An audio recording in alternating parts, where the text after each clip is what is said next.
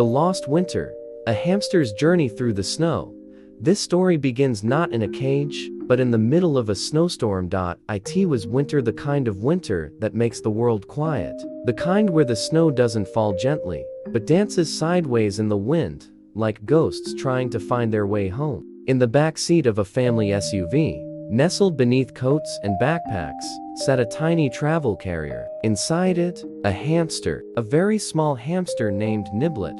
Niblet had never seen snow. He had never felt cold air. He'd only known the soft hum of the bedroom heater and the gentle hands of the little girl who fed him every morning. Her name was Elsie. She loved Niblet, like a secret, like a whisper in the middle of the night. The family was heading to a cabin deep in the woods, an off-grid winter retreat. But Niblet didn't know that. To him, it was just another long, bumpy ride in a plastic box that rattled with every pothole. And then it happened.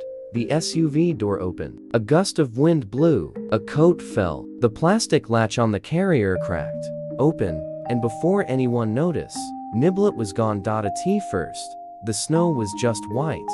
So much white. Cold. Soft. Strange. His tiny paws sunk with every step. His nose twitched violently, trying to understand this unfamiliar world. Everything smelled clean. Too clean, he squeaked, confused. No response. Just wind. The family didn't realize it until they had already unpacked. They searched the car, the driveway, the bags. Panic, shouts, tears. But it was too late. Niblet had vanished into the forest. The little girl cried until her cheeks turned red. She called his name over and over again. Niblet, Nibby, please come back. But Niblet didn't hear her.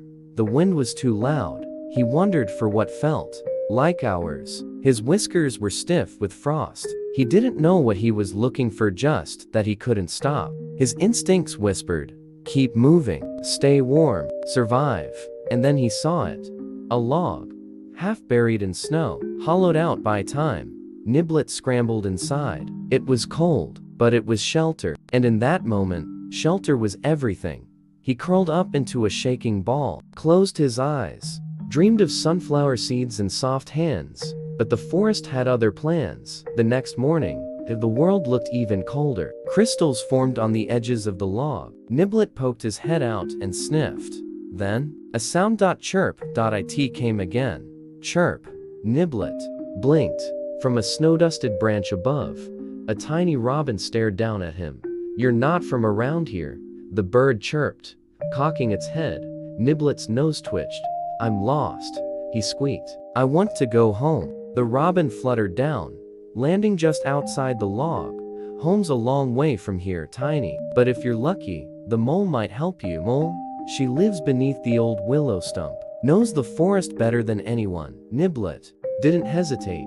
He pushed forward, his body low against the snow, following the robin's wingbeats. The journey to the willow was treacherous. Icicles hung like knives. Frozen branches cracked under his weight. Once, he slipped into a shallow puddle and nearly froze solid. But he pressed on, one trembling paw in front of the other. Finally, he reached it, a twisted, ancient stump with roots like frozen arms. At the base, a tunnel, and from that tunnel emerged a snout. The mole, blind, but wise. Niblet introduced himself. I need to get home, he said.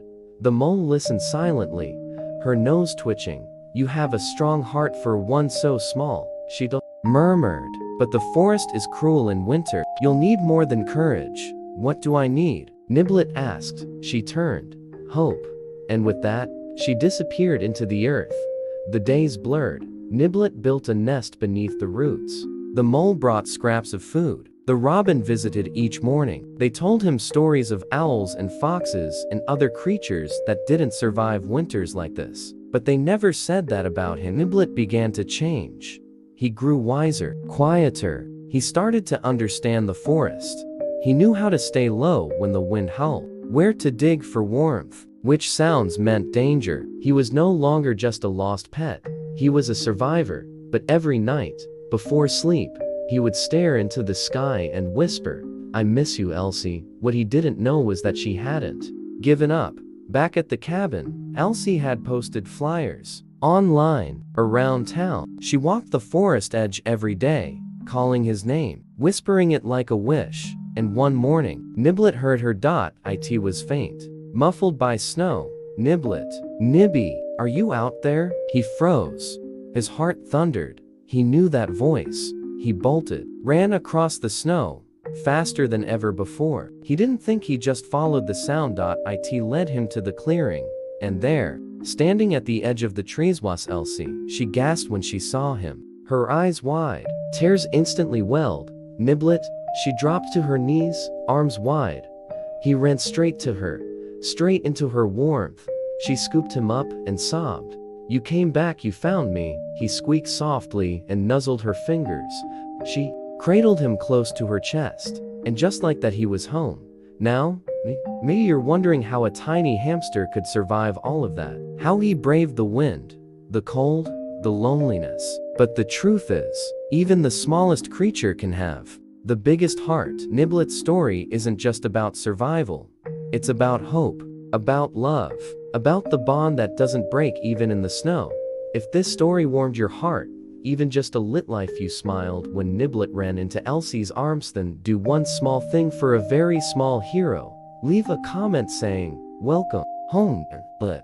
Like this video if you believe little lives matter. Subscribe for more cozy, emotional, true inspired pet stories. Because in this cold world sometimes, the tiniest journeys leave the biggest footprints.